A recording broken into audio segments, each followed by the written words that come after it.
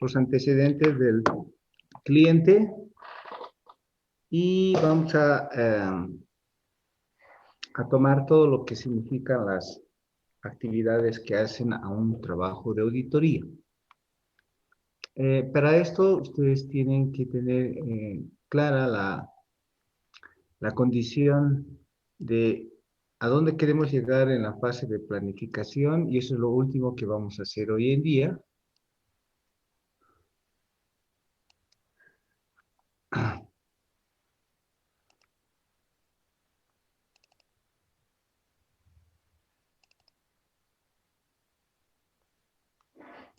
Y que tiene que ver con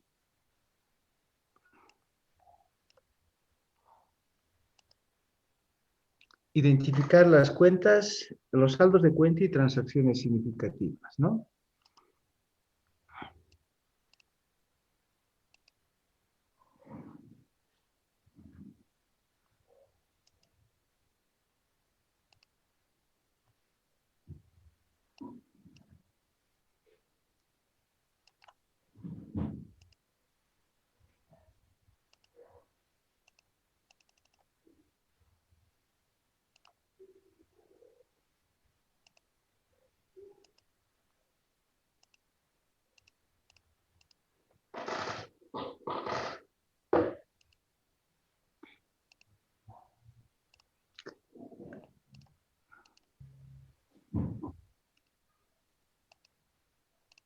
Bien, entonces vamos a entrar al tema de identificación de saldos de cuenta y transacciones significativas.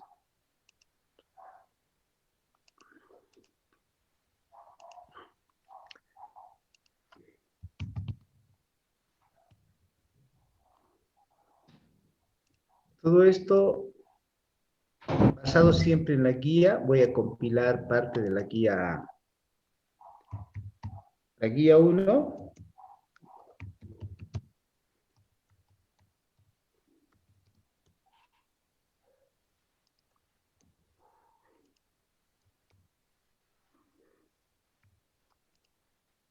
En la guía, en el volumen 1, entonces, que está aquí, nos van a pedir que calculemos, a ver, ordenaremos primero esto. Ahora sí.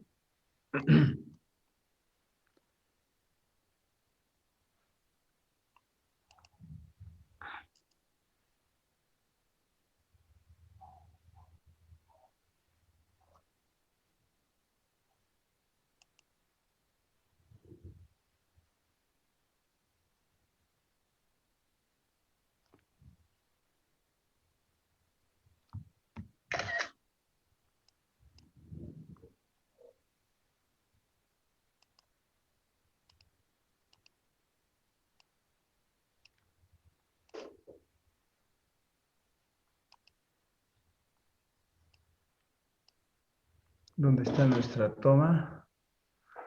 No la veo. Un segundito, hay que ordenar esto.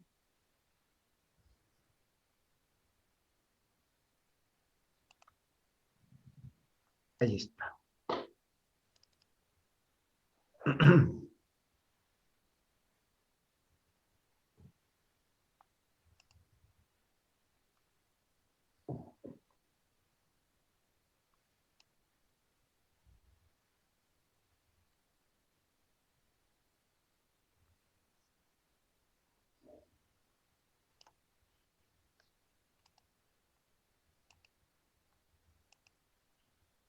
Entonces, para el entendimiento y lectura de parte de ustedes, estamos hablando de estos temas. Entonces, la guía 1 lo que va a establecer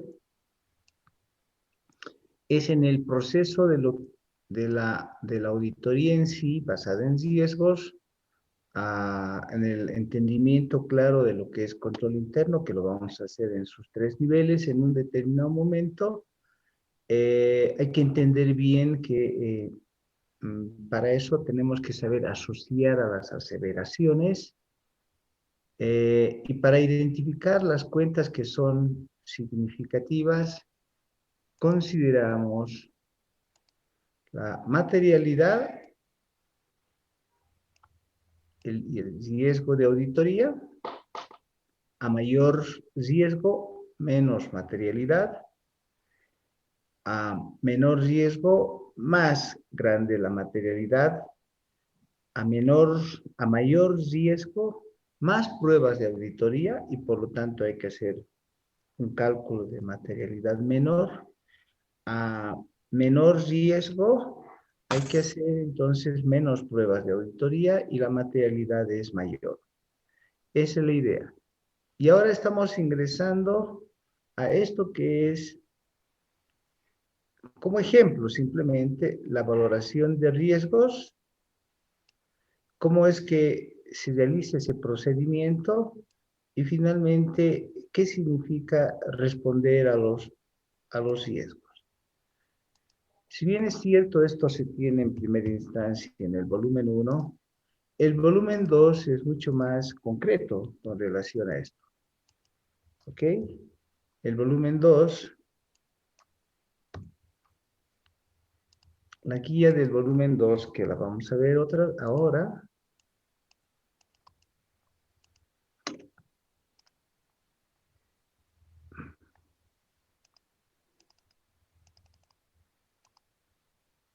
Un segundito.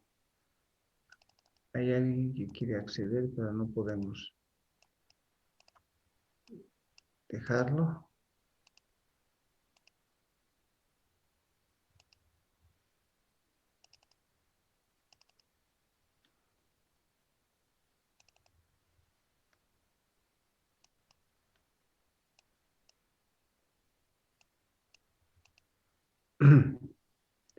Bien, decíamos, vamos en busca de la guía 2 y ahí nos vamos a orientar también.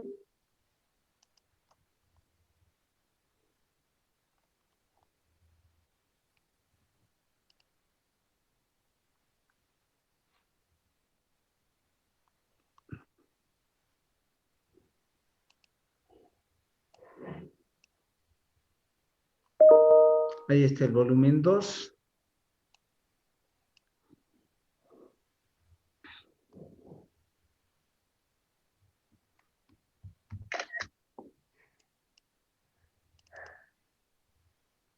Y de ese volumen 2 nos interesa ahora considerar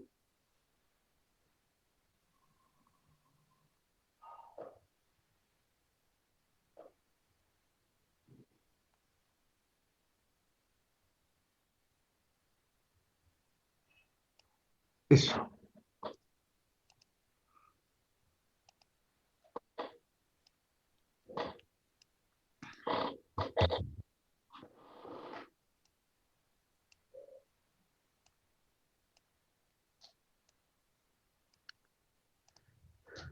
Entonces, para llegar a determinar un plan de auditoría y determinar el enfoque de auditoría, que es el riesgo combinado, entonces hay que saber qué tipos de pruebas hay que realizar y eso se llaman las respuestas al riesgo. ¿Ok?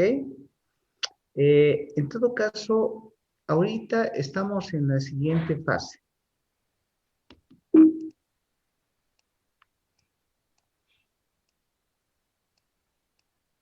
Bien, lo voy a marcar a dónde estoy queriendo llegar y es a considerar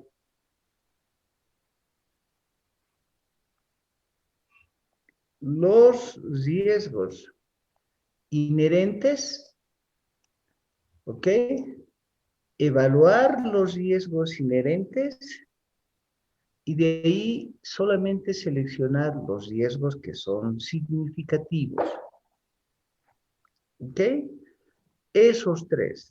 Ustedes tienen claramente que identificar los riesgos inherentes, después evaluar los riesgos inherentes y en función de eso solamente concluir con los riesgos que son significativos, ¿no? En concomitancia a la guía 1, que la guía nos dice, entonces lo que usted está queriendo hacer es seguir procedimientos de valoración de riesgos y responder a los riesgos valorados. Pero la guía 1 está simplemente dice, este es el procedimiento. En cambio, la guía 2 les va a decir, en la práctica, así se identifican los riesgos inherentes, así se definen el valor de los riesgos inherentes y en función de eso solamente usted concluya en aquellos riesgos que son riesgos significativos. ¿Ok? No sé si ahí tienen alguna pregunta. Jóvenes, pregunten, porque esa es la lógica que vamos a seguir ya de forma práctica enseguida. Bien. Una pregunta, licenciado.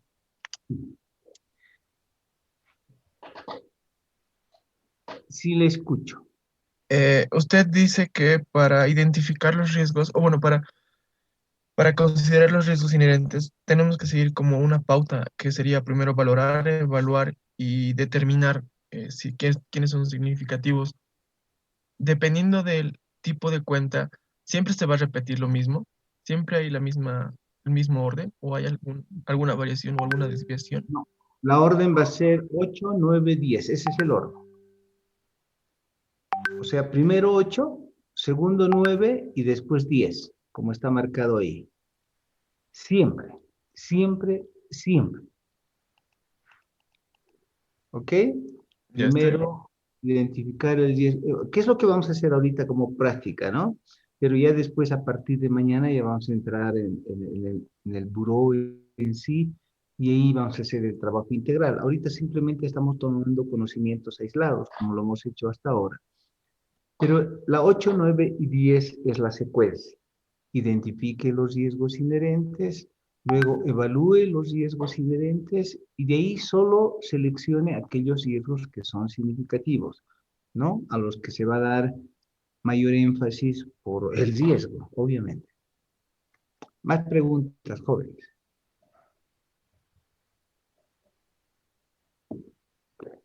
Por eso he tomado, porque la primera orientación está en la guía 1, pero concretamente es mejor la guía 2.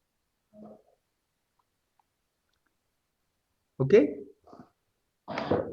Bien, entonces rápidamente veremos la 8, 9 dentro de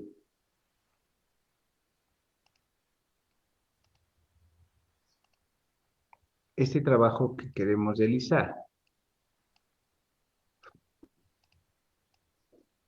Entonces veámoslo, la 8. Solo como algo que ustedes ya han leído, pero que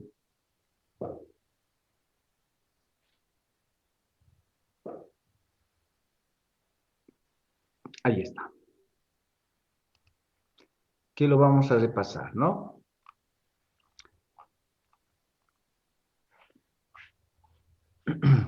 Cuando estábamos viendo el proceso de auditoría, obviamente habíamos definido el riesgo inherente, que es la posibilidad de que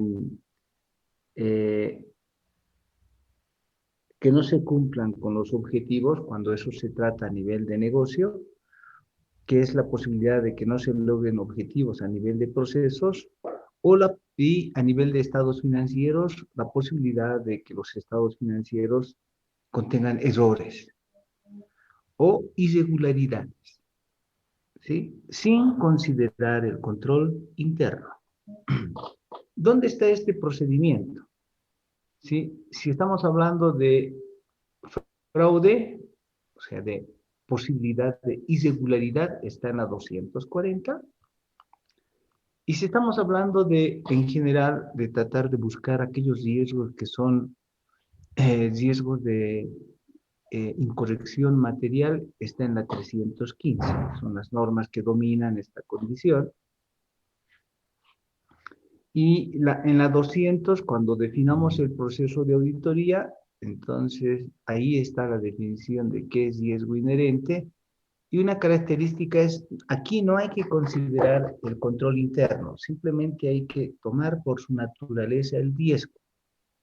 El claro ejemplo es pensar que no hay ningún control, eso es, si no hubiera ningún control, ¿qué podría pasar con el efectivo? ¿Sí?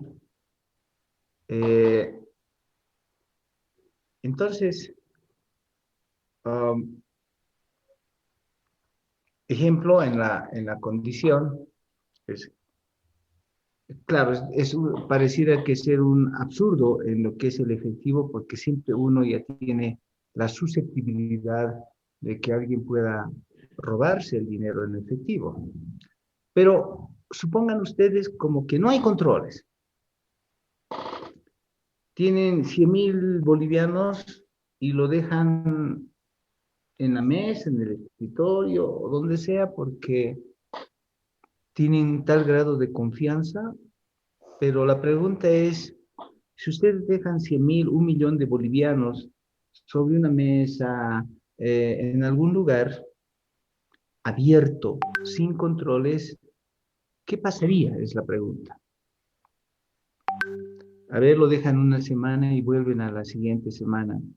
¿Quedará los 1.000.000 de bolivianos ahí sobre la mesa, por decir, en el pasillo del banco, en un banco?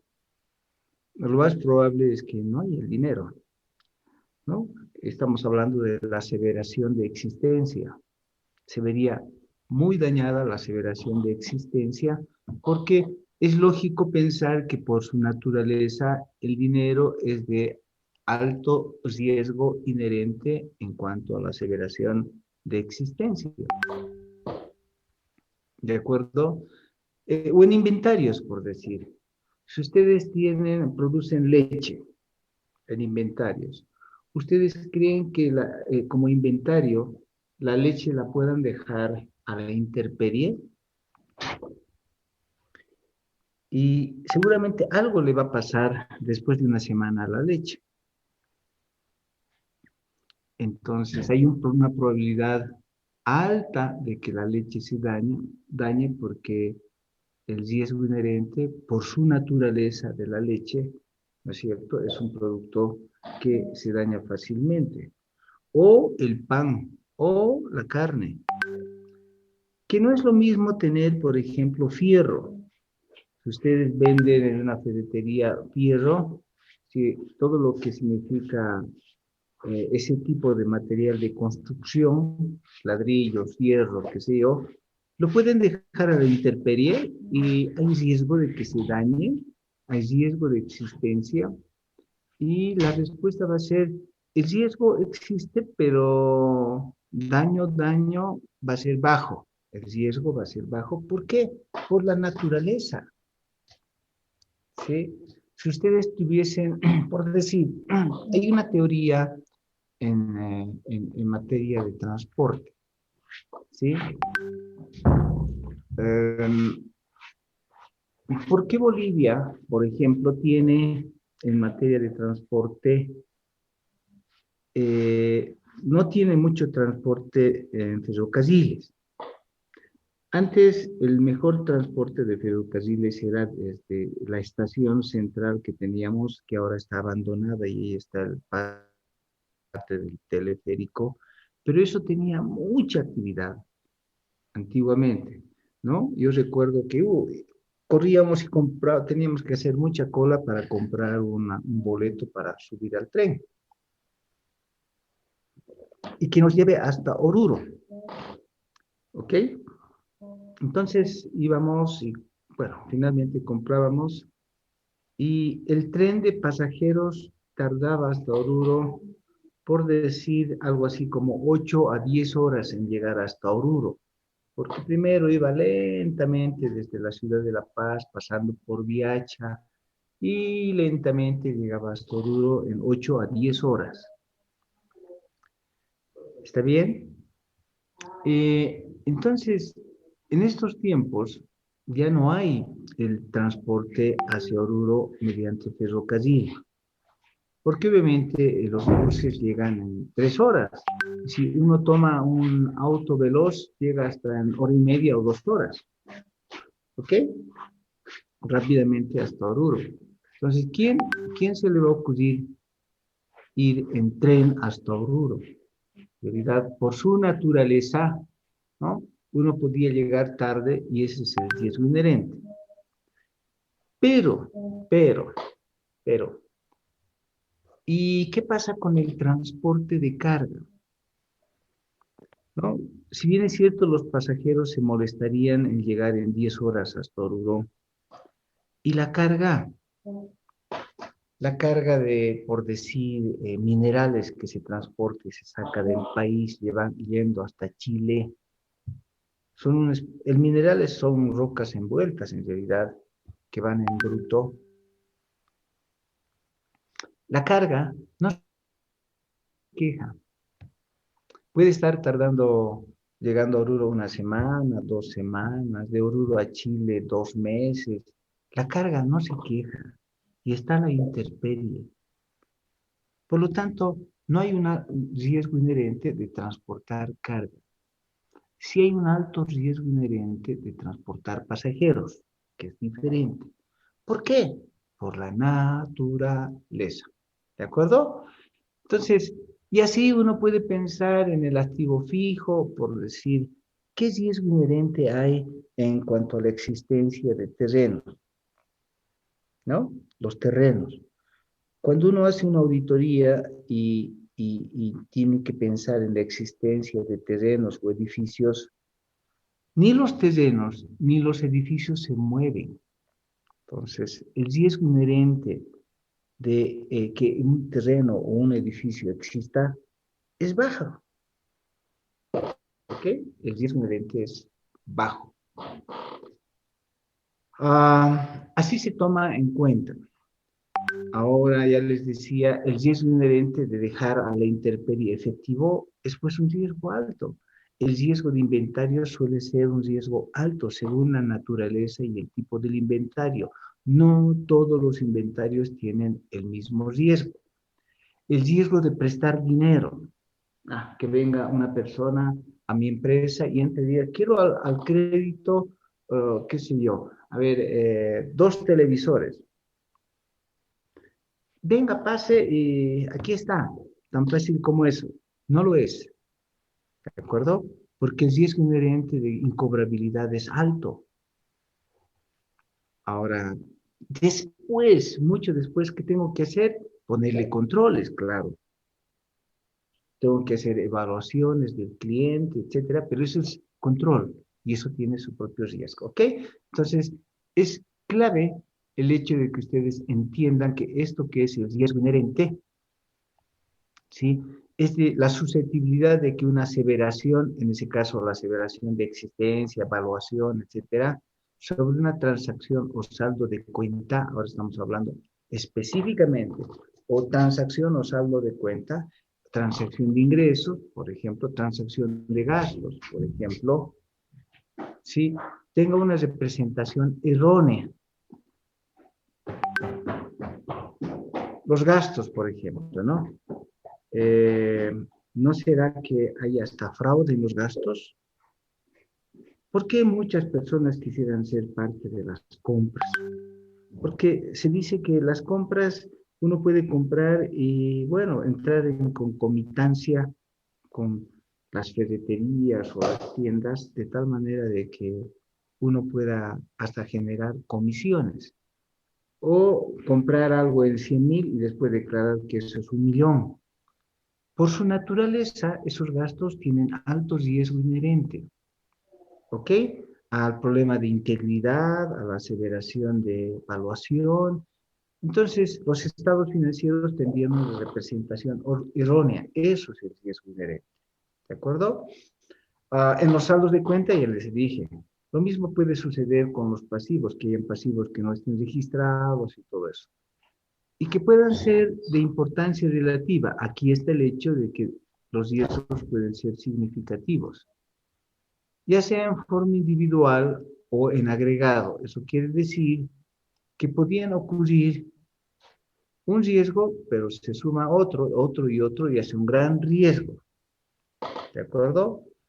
Con otras representaciones erróneas. O sea, por decirles eh, eh, que se hubieran no registrado intereses. Bueno, son 100.000 bolivianos que no se registraron. Parece ser no tan significativo para la empresa. Pero si después de eso uno se encuentra y no solamente son los intereses que no habían registrado, sino también las depreciaciones por 2 millones y así, y al final termina siendo no registrado de gastos, algo así como 10 millones, eso ya es significativo. Es la suma o es individual o es el agregado. ¿Ok? Ahora, ya les digo, en esta primera fase, el riesgo inherente hay que taparse los ojos y no hay que considerar el control. No hay que considerar el control interno. O sea, el riesgo inherente se toma sin considerar el control interno. Entonces, ¿se podrá perder el dinero? Sí, se puede perder. Claro, el dinero es pues algo de alto riesgo, ¿no? Si tenemos inventario de terrenos, el riesgo es bajo. Pero si tenemos inventario de oro, el riesgo es alto. ¿Se dan cuenta, no? Si tenemos inventarios de carne, el riesgo es alto. Y así, si tenemos inventarios de fierro, como les decía, el riesgo es bajo. Y podemos considerar, todo eso depende de la aseveración. Si estamos viendo el problema de evaluación, si estamos viendo la aseveración de existencia, los derechos, obligaciones, todo depende, varía. Eso es. Esa es la primera fase con la que nosotros tenemos que hacer las consideraciones y nunca olviden que de estas fases de riesgo también hay que considerar la NIA 240 que hace a fraude, ¿ok? A riesgo de fraude. Y como les decía, por ejemplo, en gastos puede haber mucho fraude. En ingresos, el fraude puede ser alto también. Entonces, esos, por ejemplo, los gastos, cierto tipo de gastos y cierto tipo de ingresos son de alto riesgo porque además son riesgos significativos porque tienen un componente de fraude. Ok, la 240 entonces es muy, muy importante. Bien, a eso se refiere esta primera parte de identificar los riesgos inherentes, ya sea por incorrección o por error o por fraude. Bien, entonces, la pregunta que hay que hacerse es, ¿qué podría salir mal? Y que termine después, obviamente, en un error en los estados financieros. Y uno tiene que concentrarse en las cuentas. En todas las cuentas, no. Ya antes habíamos definido que existe un concepto de materialidad para identificar primero las transacciones y cuentas más significativas y dentro de esas transacciones y cuentas más significativas tratar de identificar qué podría salir mal en esas cuentas y transacciones que son significativas. Entonces, ¿qué tienen que hacer? De principio es una lista demasiado burda de, de riesgos. En todo, no, en esas cuentas y transacciones que son significativas. Entonces hacen simplemente una lista, ¿no? En inventario, en existencia habrá tal problema, en evaluación esto también, y así una lista. Y después de eso uno tiene que recién hacer una consideración o catalogar o una evaluación de esos riesgos. Esos riesgos que no todos esos riesgos son significativos en cuanto a las aseveraciones. Y uno tiene que empezar a definir en función de los factores internos, externos, etcétera, y catalogar un procedimiento de clasificación de cuál de ellos son realmente significativos. En este caso, la sugerencia que tiene la guía es que se clasifique de 1 a 5. ¿Ok? Preguntas hasta ahí.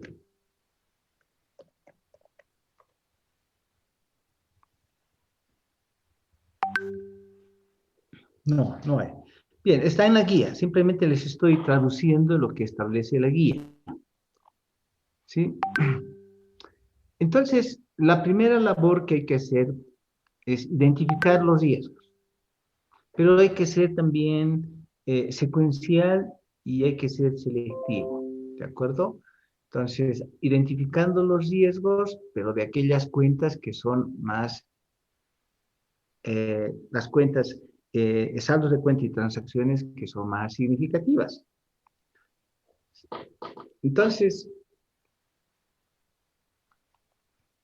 y después hay que empezar a concentrarse respecto al año anterior para seguir identificando estas posibilidades de riesgos. Eso también lo deben entender ustedes en el sentido de que el riesgo no es que aparece en un rato, sino que el riesgo viene siempre desde periodos anteriores. Ejemplo, si en el año pasado la auditoría determinó que hubieron muchos ajustes contables,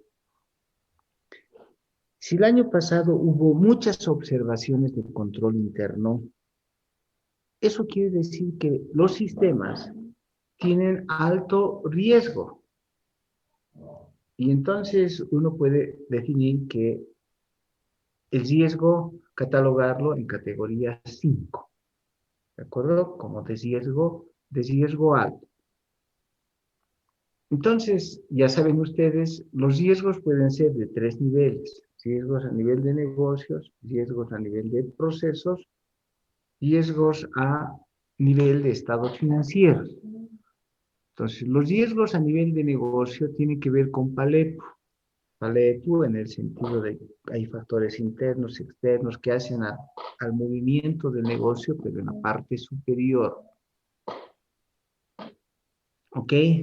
Y también hay que considerar que no hay, aunque estén inmersos, pero hay que tratar de identificar aquellos riesgos que son de fraude, que van en concomitancia fundamentalmente a un criterio fundamental, que estos son deliberados. Esa es la gran diferencia, ¿sí? Los riesgos de un negocio, claro que pueden haber. Si es que yo vendo salteñas, tengo mi cierto riesgo. Las salteñas se pueden vender solo hasta las 11. Pasadas las 11, uy, las salteñas se van a podrir, se van a echar a perder, ¿sí? Si yo vendo lo mismo, carne, y esta es una empresa ganadera, pero que faenea carne, el riesgo también es alto de vender carne. Ok, ¿no? El riesgo de vender computadoras y celulares es el riesgo de vender en ese negocio. Las computadoras y celulares, claro que tienen su cierto riesgo, ¿no? De diferente naturaleza, pero en cuanto al inventario, por ejemplo, que se vuelvan obsoletos. No se puede estar con el celular más de 2 meses o 6 meses, porque en 6 meses ya salió la nueva versión y el celular ya no vale lo que debería valer. Entonces, ese negocio tiene su propio riesgo como negocio, pero, pero también puede haber hechos deliberados en las empresas. Esa es la diferencia. ¿Sí? Hechos deliberados. Y eso ya es fraude. Eso ya es fraude. Ejemplo, de que no traigan las computadoras ni los celulares con importaciones legales, sino lo hagan en forma clandestina. Entonces, eso se llama contrabando, pero ese es un hecho deliberado. Eso ya es un fraude. ¿Sí? O que, por ejemplo, en una empresa tenga formalmente 2 turnos de producción, de lo que sea, desde frescos o lo que sea, 2 turnos de producción. O sea, como el día tiene 24 horas, 3 por 8, 24, podrían tener hasta 3 turnos, pero formalmente la empresa tiene 2 turnos. Bien, y declaran los 2 turnos, la producción, registran todo. Pero puede haber una acción deliberada, sí. De repente existe un tercer turno que trabaja toda la noche y ese turno no está registrado contablemente, no está reportado y eso va a llevar después a, obviamente, un fraude impositivo. Esa es una acción deliberada. Esa es la diferencia entre el riesgo de negocio y el riesgo de fraude. ¿Ok?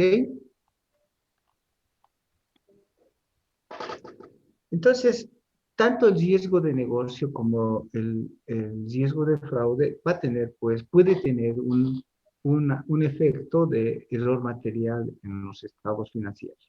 A esto se trata, ¿no? Ya les he explicado, por ejemplo, un negocio puede tener un desarrollo de nuevo producto y hasta puede fracasar. El entorno del negocio, ¿sí? Todo depende de cómo resulten ser los clientes, cómo resulten los proveedores, cómo resulte la producción, cómo resulten los obreros. Eso puede hacer.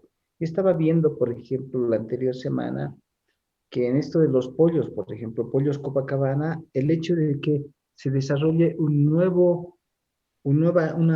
nueva producción en Santa Cruz les ha traído alto riesgo, no ha sido vender pollos Copacabana en La Paz.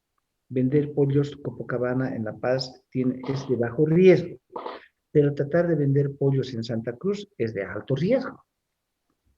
Y peor, habiendo tanta competencia en Santa Cruz, porque el segundo, tercer anillo se está inundado de personas que venden pollo. Y ahora he visto que en Santa Cruz se ha creado una nueva empresa muy fuerte que tiene una super competencia y producción parecida de pollo. Y además en Santa Cruz está Kentucky y las extranjeras. Entonces, el negocio puede fracasar y todo se puede echar a perder. Y los estados financieros pueden verse afectados. Eso se llama riesgo de negocio. En ese caso, el mercado que han escogido es un mercado inadecuado, ¿no? Ah, y bueno, en todo caso, también puede haber que hayan fallas en los productos. Si es que ponen un nuevo negocio y hay fallas en los productos, entonces hay un problema de falla en la reputación y todas esas condiciones. ¿De acuerdo? Bien. Ah, en cambio, el riesgo de fraude es pues un riesgo de un hecho mm, intencionado. Alguien que quiere dañar, alguien que quiere cometer un fraude. De hecho, el fraude va en dos niveles, uno por los empleados y otro por los ejecutivos. El daño que causan los empleados suelen ser de poco daño a mediado daño, pero el fraude cometido por los ejecutivos, ahí eso suele ser de altos rangos, ¿no? Esos pueden ser muy significativos. Bien, entonces, para identificar los riesgos, ya lo hemos visto, hay que tomar Palepú y todos los que son las informaciones internas y externas. De todos estos que están aquí involucrados, ¿ok? Que ustedes lo van a leer, no voy a volver a repetir, solo les estoy orientando en cuanto a la guía,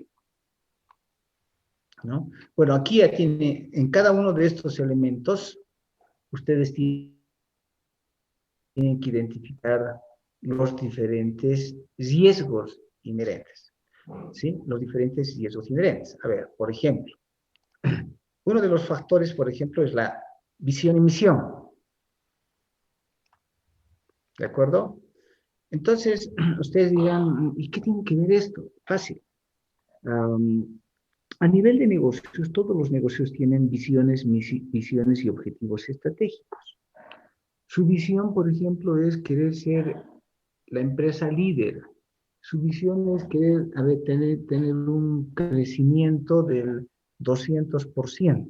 Su visión puede ser lograr obtener riqueza de 10 millones de dólares. Y así demostrarle al mundo. Entonces ahora le preguntamos y decimos, nos preguntamos cómo les está yendo si han obtenido 5 millones de dólares de ganancia, pero deben llegar a 10 millones. ¿Qué hacen? Pueden cometer un fraude, ¿sí? Registrar más ingresos de los que no corresponden en función de su visión. La visión es muy dura a veces, es muy exigente, ¿sí? Es muy exigente. Entonces, ¿puede haber problemas de estructura de organización? Claro, claro. O sea, si una empresa tiene segregada gerente financiero de operaciones, gerente de producción, gerente administrativo, etcétera, tiene una buena segregación de funciones y eso ayuda. Pero si la empresa no tiene una buena estructura de organización, el riesgo es alto. Y así podemos empezar a especular sobre cada uno de estos factores que hacen a un negocio. Y lo tienen que entonces identificar. Y estos factores no son iguales para un negocio que para otros. Todo depende del tipo de negocio. No son iguales. No pueden tratar de manera igual. ¿Sí? Entonces, eso significa que deben empezar a pensar desde la naturaleza de la industria, su entorno regulatorio, porque, por decir, la regulación para una empresa petrolera y minera es muy fuerte. La regulación para una banca es muy fuerte, porque los bancos tienen una cierta naturaleza. Entonces, además, su marco de referencia de preparación de estados financieros es totalmente diferente. ¿Ok? La naturaleza de la entidad, etcétera. Las políticas contables que suelen ser diferentes para cada uno de los tipos de negocio. Bien, entonces hay que considerar todos esos factores de riesgo y tratar en un momento de, al final del camino, llegar al riesgo de incorrección material, ¿sí? Pero que va a ir combinado con el control interno. Entonces, los factores de riesgo pueden ser lo que es la entidad en sí, cuáles son sus objetivos, todos esos factores externos que están allá afuera, clientes, proveedores, reguladores, etcétera, la naturaleza de la entidad que genera riesgos, los indicadores de desempeño de la entidad, o sea, si obtienen o no obtienen ganancia, traen o no riesgo, porque cuando no tienen ganancias, tratan de demostrar que sí tienen ganancias y hacen cualquier fraude. Entonces, las políticas contables también, que a veces no son las mejores políticas que adoptan, agarran y ponen la depreciación en línea recta y bueno, cuando en realidad la empresa esta necesita trabajar en función de horas de trabajo. Todo eso tiene un sentido fundamental. ¿Okay? Bien, y si es que el control interno también no es efectivo, entonces el riesgo aumenta. Aunque en primera instancia el riesgo inherente hay que tomar en cuenta sin considerar el control interno. Pues todos estos factores están aquí. Estos son los factores de riesgo. Ahí está, miren. Todos estos los ponen ustedes en una lista y, y simplemente, si es a nivel de negocio, toman la lista esta y lo ponen como papel de trabajo. Todo esto, a ver si es que puedo agarrar o si está como, a ver si puedo copiarlo en un papel de trabajo. Aquí, si puedo pasarlo a Excel o si está como imagen. Aquí tengo un Excel. A ver si puedo pasarlo. Pareciera ser que está como imagen. No.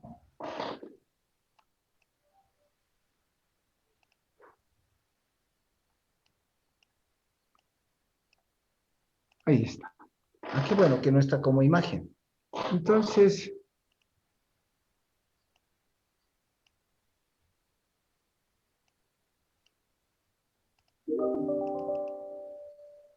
yo puedo hacer esa.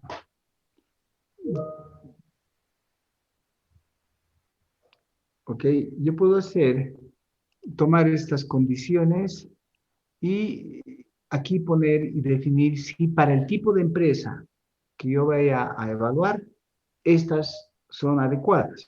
Quiero decir, si esto es, aquí le pongo, por ejemplo, un título, ¿no? Empresa minera Sol de Oro. Es una empresa que vende oro, que extrae y después exporta oro. Entonces, aquí ustedes tienen que ver si estos factores que tengo aquí, sí, para identificar el riesgo, le hace a este negocio, sí, no, no aplicable. Entonces dice, objetivos y estrategias inapropiados pueden ser, sí, por supuesto, le hace a este negocio. Las estrategias de negocio, claro que tienen que ver y pueden ser de riesgo. Nuevos productos o servicios de movimiento en línea. No, pues, si este solamente vende oro, entonces, ¿qué otra nueva línea puede tener de vender oro? No, si este es de oro solamente, entonces no le afecta esto. Y así sucesivamente empezar a seleccionar cada uno de estos posibles riesgos que hacen a ese tipo de negocio. Y a estos también, y a estos, fíjense, con esto ya he empezado a crear los diferentes riesgos inherentes, pero no sé si esos riesgos que le atañen al negocio, después en la segunda fase van a ser de riesgos inherentes altos, moderados o bajos. Un ratito, por favor, me están convocando a una reunión. Perdón, un segundito.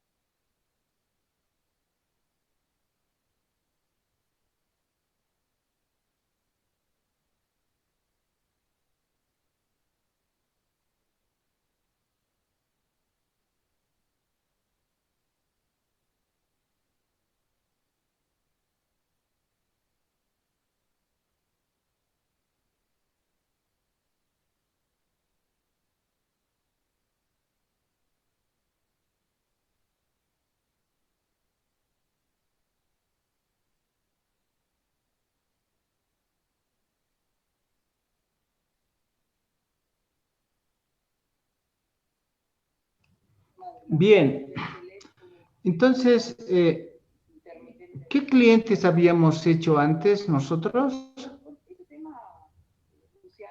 Perdón, ¿cómo identificar la materialidad? Jóvenes.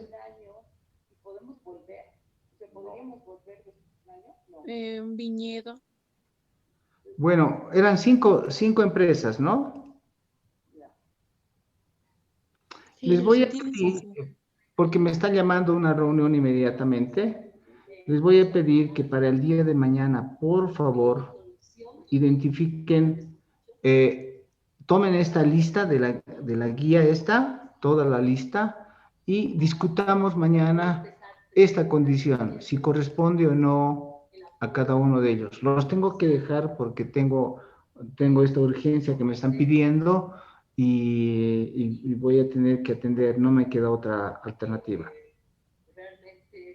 ¿Ya? Licenciado, una preguntita. ¿Puede pasarnos la guía del volumen 2? Porque solo nos pasó el volumen 1. Ah, ya, con mucho gusto. Les paso la guía 2, pero yo pensé que todos tenían. Voy a revisar el Facebook si está colgado. Si no está colgado, se los paso. Por favor, dice, gracias. Okay.